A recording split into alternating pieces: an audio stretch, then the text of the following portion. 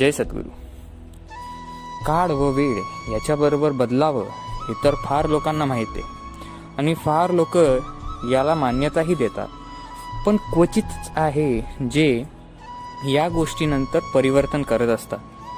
म्हणजे परिवर्तन संसाराचा नियम हा आहेच, पण या गोष्टीला मान्यता असूनही फार लोक याचं जीवनात कार्यरतामध्ये आणतच नाही. आता आपण एक सोपं उदाहरण पाहूयात.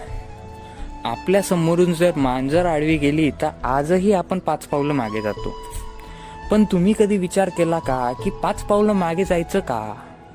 5च पावलं मागे का जायचं किंवा पुढं का जायचं नाही? काय होती ही प्रथा जेणेकरून लाखो इतक्या वर्षा आधीपासूनची प्रथा माणूस आतापर्यंत मानत आलाय? तर याचं कारण तुम्हाला सांगतो. पूर्वी म्हणजे फारच पूर्वी उंदरांमध्ये एक रोग होता आणि मांजरी या उंदरांना पकडून घ्यायच्या आणि जेव्हा तो मेलेला उंदीर जेव्हा त्या घेऊन जायच्या तेव्हा त्या उंदरातला तो आजार खाली पडायचा आणि तिच्यावर जर आपलं पाऊल वगैरे पडलं तर तो आजार आपल्याला होण्याची संभावना होऊ शकत होती.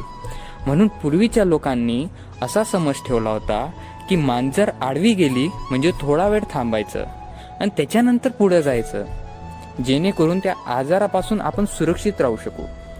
पण आता खूप वर्ष झाले तो आजार उंदरांमधून चालला गेलाय.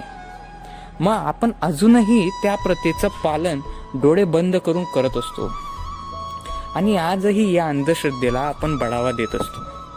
मग ही कितपत योग्य आहे? मग जर परिवर्तन संसाराचा नियम आहे तरी आपण मानतोय?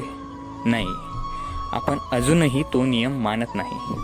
अशा खूप साऱ्या गोष्टी आहे ज्यांना अजूनही परिवर्तनाची गरज आहे, पण आपणच त्या गोष्टींना परिवर्तित करण्यापासून थांबतो.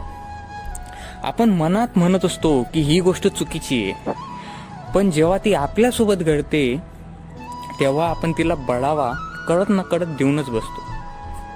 तो बढावा आपल्याला नाही द्यायचा. म्हणून याच्या पुढे कोणती गोष्ट कोणत्या साक्षरतेने करावी याचा विचार नक्की करा. मित्र हो, भेटूयात पुढच्या व्हिडिओमध्ये एका नवीन आशय व आक्षेपासोबत. तोपर्यंत जय जय रघुवीर समर्थ.